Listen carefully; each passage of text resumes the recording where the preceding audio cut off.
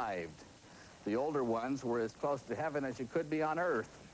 Then in only 15 seconds, the walls came tumbling down, dreams were shattered. People who thought they had it all discovered that all they had was each other. Even the UPS delivery man, who seemed unaware that no one lives in these fancy apartments anymore, got the message. This is unbelievable.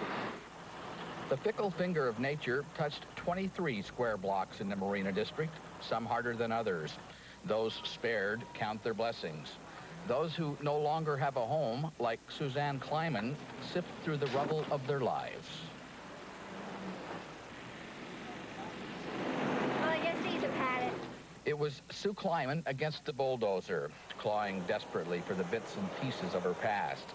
In this upside-down world, she is now a trespasser. Amazing, just amazing, and I got my pictures back. God, I've been having nightmares about not getting my pictures back. I can't believe it. After the quake, she was allowed back in her apartment for 15 minutes. After that, the city determined the building was unsafe and demolished it.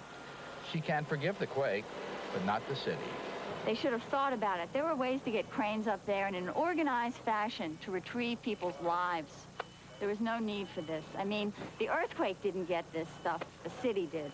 On another corner, in another time, this might have been a sculpture's rendering of man-caused calamities.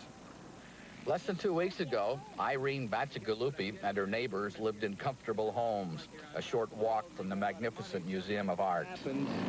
I don't care how much money you have. It's terrible to go through. A lot of people don't have it. They'll have to go on welfare.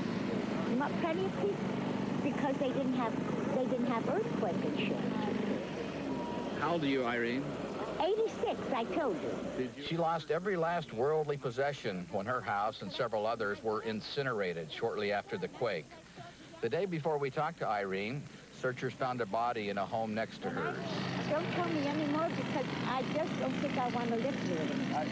Mary Chiappelloni has lived in her home for 62 years. Like most older folks, she has no choice but to hang on as tightly as she can to what she had. But I think tonight I'm going to stay on my own here, in the dark. I'm not afraid. I'm not afraid. Jim and Cindy Bowes had 2 jobs, 2 cars, and a beautiful apartment. Now they have 1 car, and they feel vulnerable.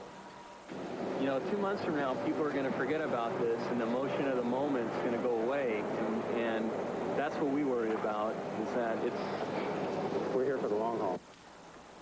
No place to live, no credit cards, no collateral, but a different outlook about what's important. You don't give at Christmas time, you should give every day. Yeah, Don't write your check tonight away. Get out there and help people.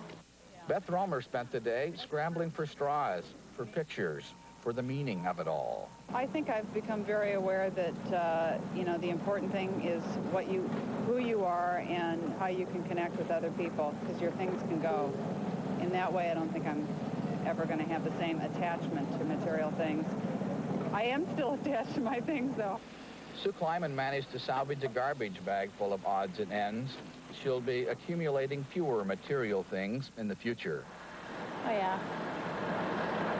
You know, first of all, you realize how flimsy this building and things are.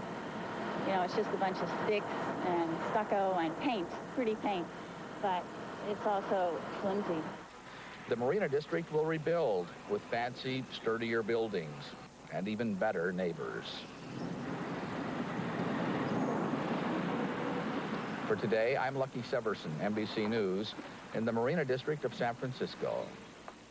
8:43, we're back in just a moment with Jack Lemmon right after this.